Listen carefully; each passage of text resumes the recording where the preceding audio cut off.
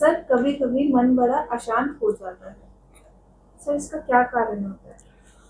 Mehta sir, ये प्रश्न ऐसा है कि जीवन में सबके सामने कभी कभी आता है, लेकिन गरीब आदमी के सामने ये ज्यादा समस्या होती है।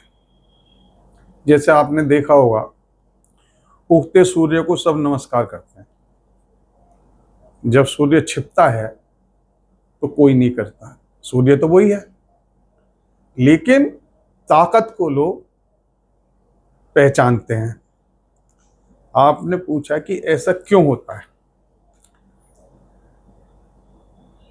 हमारा जो समाज है, आपने देखा होगा, अगर कोई आदमी परेशानी में है या उसका नुकसान हो जाता है तो हर आदमी जबरदस्ती उसकी बुराई करने लगेगा, जिसका कोई लेना देना कुछ नहीं है। और अगर वो तरक्की करता है तो हर आदमी उसकी तारीफ के पुल बांधने लगेगा। आदमी तो वही है, बदला तो नहीं है ना। लोगों का दृष्टिकोण बदल जाता है व्यवस्थाओं के वास्ते। जैसे मैं आपको एक छोटी सी बात बताता हूं। एक बार आप मुझसे पूछ रही थी कि आपको सबसे ज्यादा क्या पसंद है, तो मुझे आज भी ध्यान है, मैंने कहा था कि मुझे अपने काम से सबसे ज्यादा लगाव है। उसकी मैं पूजा भी करता हूं, और 24 घंटे में मेरी कोशिश रहती, चाहे सोने को ना मिले, काम पूरे होते हैं। उसके बाद मैं अपने परिवार के प्रति बहुत लगाव रखता हूं। तीसरे नंबर पर मैं अपने मिलने जुलने वालों और दोस्तों को, और जिन लोगों ने मुझे सपोर्ट करा समय समय पर जब मेरी स्थिति बहुत खराब थी और वो मेरे साथ खड़े रहते थे, उनसे। और बाकी समाज में हर वो काम करता हूं, देश से बड़ा लगाव है। मगर इससे अलग हट जाओ तो जो मन परेशान होता है वो इन कारणों से नहीं था, क्योंकि सामान्य कारण है। मन परेशान तब होता है कि मेरी एक घटना बताता हूं आपको। मेरी सगी बुआ के बेटे की शादी थी। एक तरफ हम रहते थे, एक तरफ वो रहते थे। सबको बुलाया उन्होंने गांव में, हमें नहीं बुलाया। जब मैंने अखबार निकालना चालू करा तो उनके बड़े बेटे प्रिंसिपल थे, बोले "ओह, चलिए अखबार निकाल लें"। और साथ में एक बता दिया, अजब तेरी दुनिया अजब तेरा खेल, चचुंदर के सिर में चमेली का तेल। उन्होंने मेरी तुलना तुरंत चचुंदर से कर दी। उन्होंने कहा कि पता नहीं लोग कहां कहां से ख्वाब देखने लगते हैं, उन्हें उम्मीद ही नहीं थी कि ऐसा हो जाएगा। इसी प्रकार आप जरा सी उसमें हैं परेशानी में, तो जो आपके अपने लोग हैं ना, वो आपसे मुंह फेर लेंगे, आपके साथ नहीं खड़े होंगे, जबकि उन्हें खड़े होना चाहिए। अगर आपका काम मजबूत है, कहने का मतलब अगर आप में ताकत है, चाहे वो पैसे की हो, बाहुबल की हो, काम की हो, शिक्षा की हो, किसी भी चीज की ताकत अगर आपके अंदर है, तो हर आदमी आपके सामने झुके भले ही ना, मगर आपसे संबंध खराब नहीं करने की कोशिश करेगा। वो आपसे कोशिश करेगा कि इनसे मेरे अच्छे संबंध रहे। अपने जीवन में अगर हम थोड़ा सा घुमाव डाल के देखें तो ये सत्य समझ में आ जाएगा। अब जैसे मैं दूसरी बात बताता हूं। जिस लड़के की शादी थी, उसकी बेटी की शादी हुई 25 साल बाद। मैं मेरठ आ चुका था।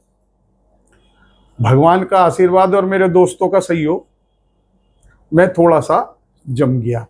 पूर्ण तो कभी कोई नहीं हो सकता। तो वही सज्जन प्रिंसिपल साहब अपनी बेटी की शादी का कार्ड देने के लिए मेरे को 250 किलोमीटर से यहां आए। तो आप अंदाज लगा सकती हो कि काम का और जीवन में आपकी अस्तित्व का कितना बड़ा वो है। यही कारण ऐसे होते हैं, कभी कभी परेशान हो। जैसे मैंने देखा, कुछ लोग आत्महत्या कर लेते हैं। मैं हमेशा कहता हूं कि अगर आधा घंटे सोचने का मौका मिल जाए तो कोई आत्महत्या नहीं करेगा। कोई उसका अपना बेटा, पोता, भाई, पत्नी थोड़ी देर उसका हाथ पकड़ के बैठ जाए तो वो आत्महत्या करने की नहीं सोचेगा। कारण क्या है कि जो वो एक भावनाएं उभरती है ना परेशानी की, और वो जो दिमाग में उथल पुथल मचती है, वो धीरे धीरे शांत हो जाती है संपर्क में आने से।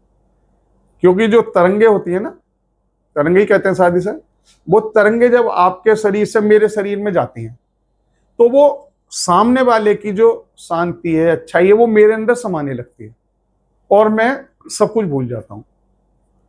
तो आप ये समझ लें कि भगवान का तो आशीर्वाद, अपनों का सहयोग और आपकी ताकत, सर्वगुण संपन्न वाली कोई भी हो तो आप देखो समाज में आपको सब जगह इज्जत भी मिलेगी, लोग सपोर्ट भी करेंगे आगे बढ़ के और काम भी मिलेगा और आपका मन कुछ जो ऐसे मुद्दे हैं उनको लेकर कभी अशांत नहीं होगा। अशांत तो होगा, कारण क्या है कि हमारे परिवार की समस्याएं कई होती हैं, अपनी कई समस्याएं होती सोच की, मैंने सोचा यार इस पेड़ को काट के डाल दूं, अब नहीं काट सकता, तो दिमाग में आएगा यार ये ले तो इस पेड़ को भी नहीं काट सकता, तो तनाव पैदा हो गया। आप कहीं निकल के जा रहे हैं, पता चला आपके स्कूटर में कोई परेशानी हो गई, टेंशन पैदा हो गई, ये तो हमेशा होगी। लेकिन जो ऐसे तनाव है ना जिन्हें आप कहते हैं कि वो बहुत ज्यादा, वो कभी सामने नहीं आने के, क्योंकि जब भगवान ने हमें सफल बना दिया तो हमारे इर्द गिर्द सब कुछ बढ़िया कर दिया। इसलिए मैं हमेशा लोगों से कहता हूं कि अपने आसपास के लोगों को, लोग तो सोचते हैं इसका बुरा हो जाए तो बढ़िया, जैसे एक किस्सा भी है, एक आदमी ने भगवान की पूजा करी, भगवान शंकर प्रगटे, उनने कहा मांगो, तो उनने कहा कि यार मांगो तो मेरे उसका ज्यादा भला हो जाएगा, ये था कि भाई जो वरदान दूंगा पड़ोसी को ज्यादा मिलेगा।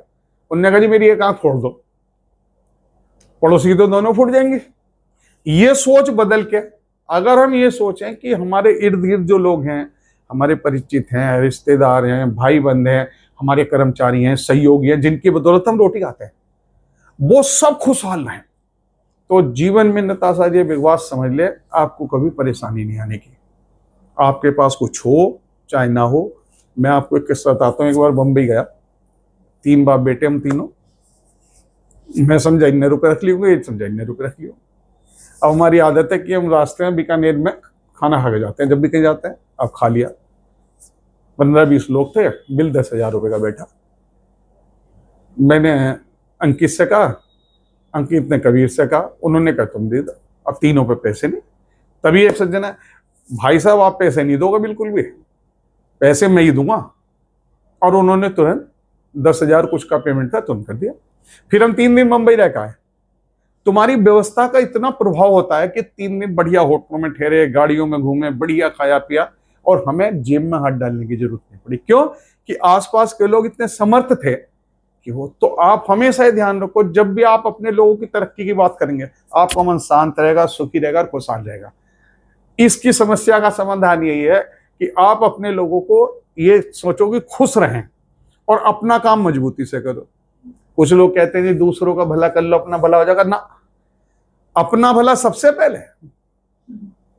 अगर हमारे पास 5 रोटियां हैं तो वो बात तो दूसरी कि हम 5 ना खाएं, मगर 3 पहले खुद खा लें, 2 बांट दें। क्योंकि एक एक टुकड़ा भूखे को 2-2 रोटी, आधी रोटी खाकर भी पेट भर जाता है, तो उसका भी भला हो गया, हमारा भी भला हो गया। तो ये जो है सोच बना ली जाए तो हमें कष्ट कभी नहीं होंगे।